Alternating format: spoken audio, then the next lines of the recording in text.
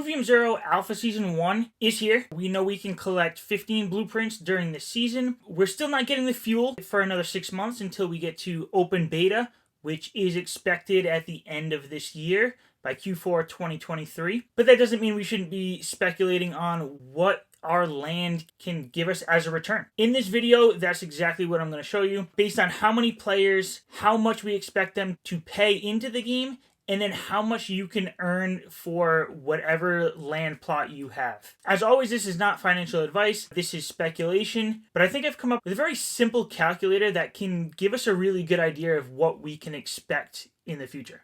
So the first thing we need to understand is how much fuel each tier of land can produce for you. And so we have the tier 1s, which is going to be our baseline. You get one fuel site on that tier 1 land. Then as we move up to a tier 2 land, you're going to get 3 times the sites. So you can get 3 sites, but you're also going to get a 33% boost on each of those sites. So that's why on this multiplier here, you'll see that it's going to be 4 times the fuel produced than the tier 1. As we move down to the tier 3, now we're looking at 6 fuel sites, but each of those fuel sites are going to be getting a 100% boost. So that's why a tier 3 is going to be 12 times that tier 1. And then for a tier 4, we're looking at 9 fuel sites with each of them coming in with a 400% boost. And then additionally, we have a fuel landmark, which will give the fuel sites that line up with that landmark an extra 10% boost. So this is going to vary from land to land, but on average, 3 of those landmarks are going to get that extra 10% boost. So that's why we have 37.2 multiplier from that tier 1. So the next thing to understand is how much of the revenue is dedicated to the landowners, which is 5% of that in-game revenue.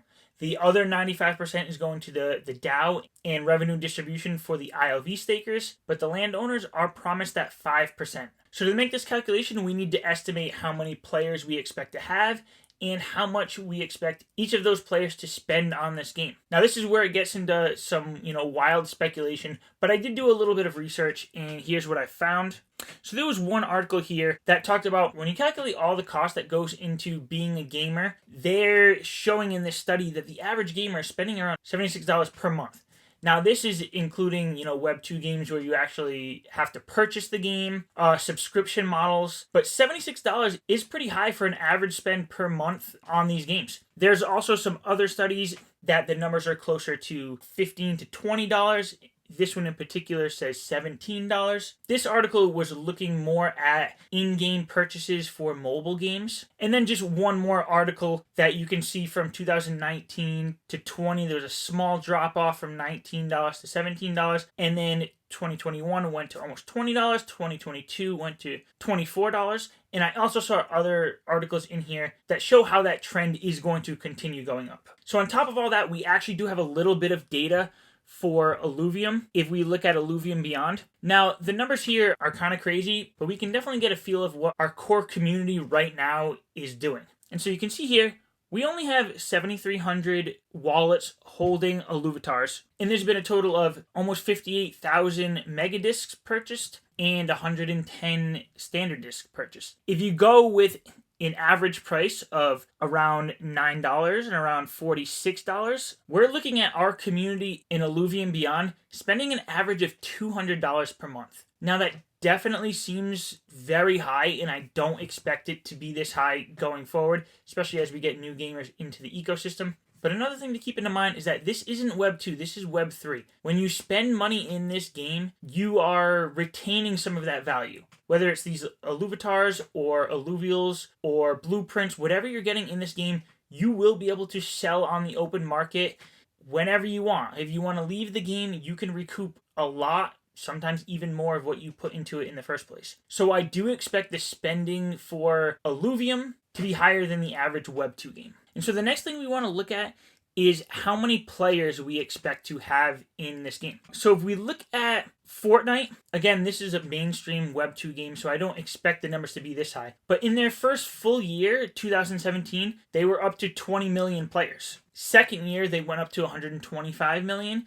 And by year 5, they were up over 400 million. Now, if we also take into consideration the active players, the monthly active players for Axie Infinity, if we look back to the last Bitcoin halving, which was around April 2020. You can see there was 12,000 players. If we go a year beyond that to April 2021, you're already up to 1.1 million. So that was 1 year after the last halving. If we're expecting Illuvium to come out in about 6 months, another 6 months brings us to this next Bitcoin halving, and then a year beyond that matches us up with when Axie Infinity had about 1.1 million players. So if we use 1 million players in our calculations, we might expect that to be about a year to a year and a half after open beta launch. So with all that being said, let's finally get into this calculator and some numbers here.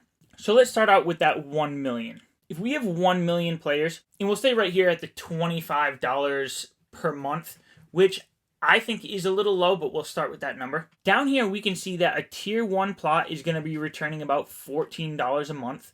Tier 2 about $56, tier 3 $167, and a tier 4 at $518. Now we can keep changing around these numbers here. So let's say we get up close to that higher number. We'll call it $70 a month for those first 1 million players. Then you might expect your tier 1 to be giving you about $39, your tier 2 to give you about $156, tier 3 to be about $468, and a tier 4 almost $1,500 per month. Now, if we want to continue to look out further, we could say, maybe 2 million players. And even if we give a more conservative $50 per player, then you could be looking at, $56 for tier 1, $223 for a tier 2, about $670 for a tier 3, and a little over $2,000 for a tier 4.